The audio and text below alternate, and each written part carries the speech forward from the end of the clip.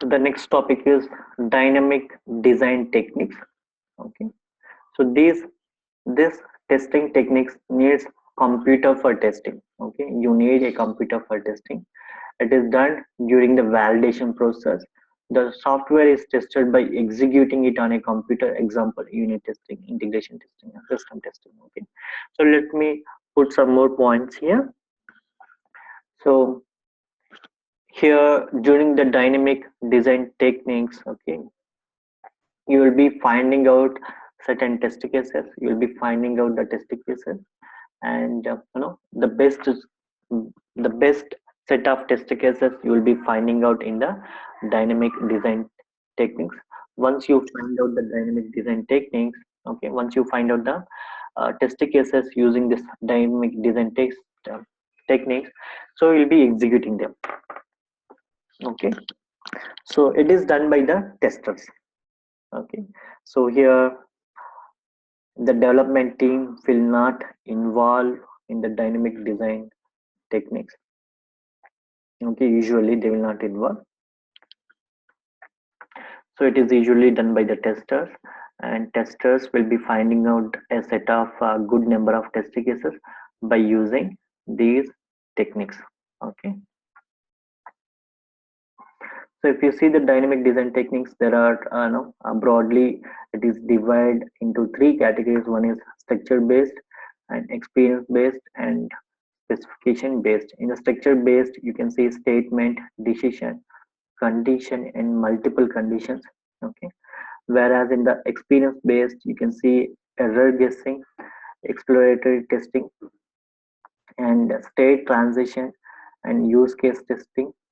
Sorry, in the experience based only there are two things. One is error guessing and exploratory testing. That's it. Okay. Whereas in the specification based, you can see equivalence partitioning, boundary value analysis, decision table, and state transition and use case testing. Okay, so that's all about dynamic design techniques. Okay, so are we applying all these things? Okay, so depends on the situation.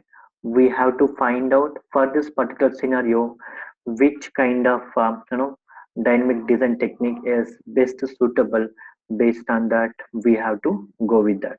Okay, let's say there is a input field, okay, which is ranging from there is a input field named age, and age is should be 18 to 99. The age field accepting 18 to 99 numbers between. Okay, so in this case the best suitable dynamic design technique is boundary value analysis. Okay, you have to find out what are the boundary value inputs you can get, so that you can test it.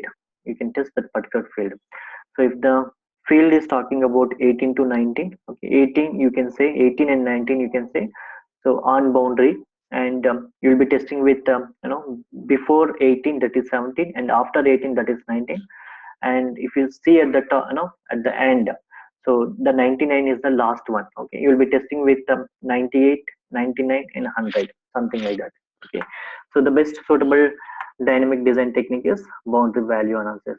Okay, and let's say if you are having multiple fields, okay, and uh, the best design technique is decision table. Okay, so these design techniques, particularly these dynamic design techniques, will very much helpful for you in identifying the good number of test cases from all possible test cases. Okay, if you don't apply these techniques, okay, you require to write some thousand test cases. Okay, but after applying these techniques, okay, you can able to find out some 100 test cases, which are more than enough than executing these 1000 test cases. Okay, so our the tester aim is that find out the minimal set of test cases, find out the minimal set of test cases, and cover maximum functionality. This is our goal. Okay, so otherwise if you keep on writing so many test cases, so you don't get time to execute them. Okay, so our aim is to apply best design techniques, test design techniques, and find out the minimal set of test cases and cover the maximum functionality of an application. That's our goal. And for reaching that goal, these dynamic design techniques are very much helpful. Okay, so that's about dynamic design techniques. It's basically used by the testers to identify good set of test cases from all possible test cases. Okay, using which you can able to find out the minimal set of test cases and able to cover maximum functionality of an application. So that's about these techniques. Okay.